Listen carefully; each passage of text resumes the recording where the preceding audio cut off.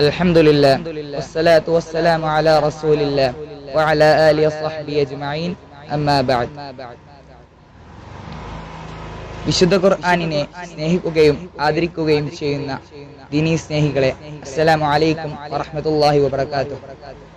സാധാരണയായി നമ്മൾ റോഡിലൂടെ വാഹനത്തിൽ സഞ്ചരിച്ചു പോകുമ്പോൾ ഡ്രൈവിംഗ് നിയമങ്ങളുമായി ബന്ധപ്പെട്ട് റോഡ് സൈഡുകളിലായി പല ബോർഡുകളും ചിഹ്നങ്ങളും കാണാൻ സാധിക്കും.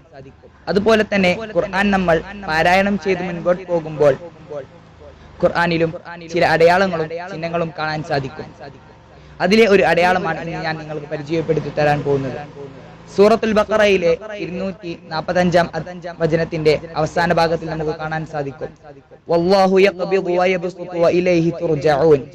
ഈ ആയത്ത് നമ്മൾ വിശുദ്ധ ഖുർആനിൽ പരിശോധിച്ചു നോക്കിയാൽ നമുക്ക് കാണാൻ സാധിക്കും, യബ്സുതുവിന്റെ സ്വാദിനു മുകളിലായി ഒരു കുഞ്ഞു സീൻ കാണാൻ സാധിക്കും.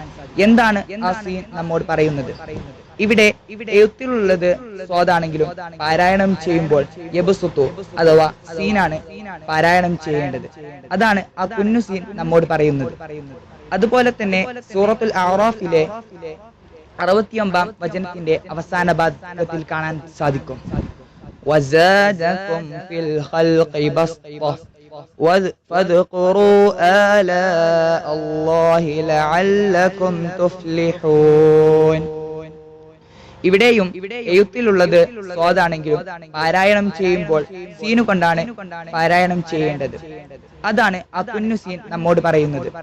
അടുത്തതായി 27-ാം ജുസിലെ സൂറത്തു തൂർ 37-ാം വചനത്തിൽ നമുക്ക് കാണാൻ സാധിക്കും, അം അയദഹും ഖസാഇനു റബ്ബിക അം ഹുമുൽ മുസൈത്തിറൂൻ. ഇവിടെ സ്വാദിനു താഴെയുള്ള സീൻ എന്താണ് നമ്മോട് പറയുന്നത്? ഇവിടെ മുസൈത്തിറൂൻ രണ്ട് രീതിയിലും ഖിറാഅത്ത് വന്നിട്ടുണ്ട്. പക്ഷേ പ്രബലമായ അഭിപ്രായത്തിൽ സ്വാദ് കൊണ്ട് അഥവാ മുസൈത്തിറൂൻ എന്നാണ് പാരായണം ചെയ്യേണ്ടത്. ഇവിടെ സീനു കൊണ്ടും പാരായണം ചെയ്താൽ കുഴപ്പമില്ല.